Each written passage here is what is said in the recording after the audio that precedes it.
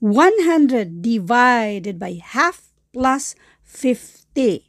Ito ay galing sa isa sa ating mga followers na pinipm niya sa ating FB page na Free Reviewers with Leonalyn. So, ito daw, paano daw ito sagutan, yung 100 divided by half plus 50.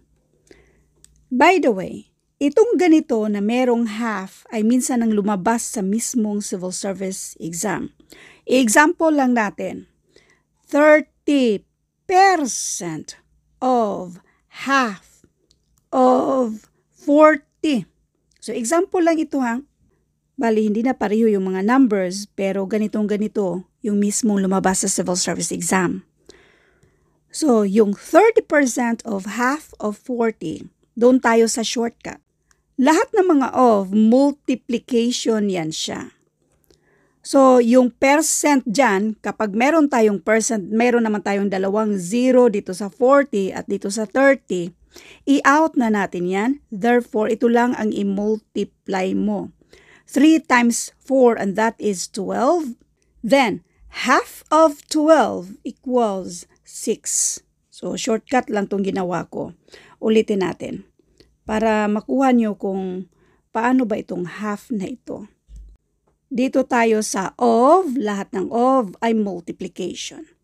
30% means 30 per 100. Itong half na ito ay 1 half. And then kopyahin natin si 40.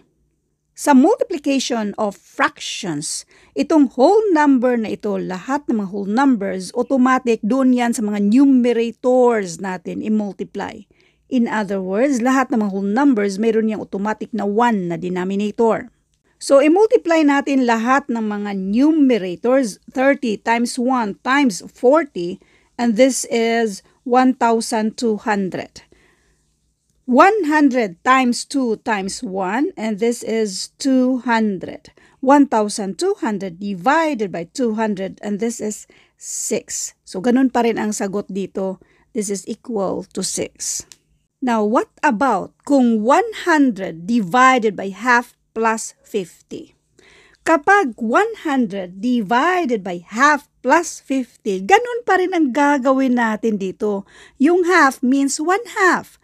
100 kopyahin muna natin yung division. So ganito, ilang half ba yung 100? Unless na lang kung ang tanong dito, half of 100.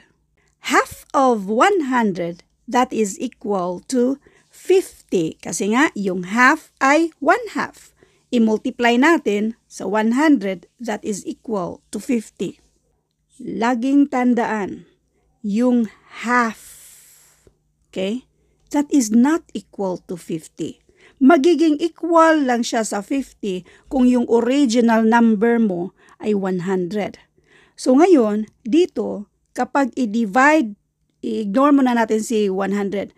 Divided by half, that means divided by 1 half. So ngayon, this is 100. Alangan naman, maiba na siya doon sa example natin na half of, ilan yun, yung 40 na example natin. So half of 40, that is equal to 20.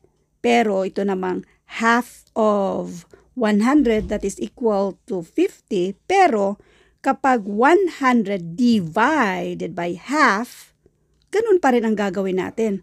Lahat ng mga half dito, that is 1 half. Okay, 1 half of 40, 20, 1 half of 150.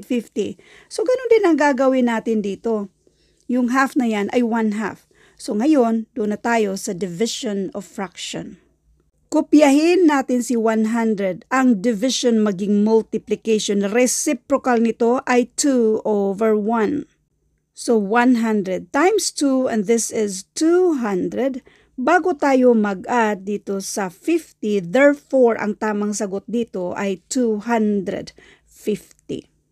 Thank you for watching, and all I hope na meron kayong natutunan sa videong ito. Thank you and God bless.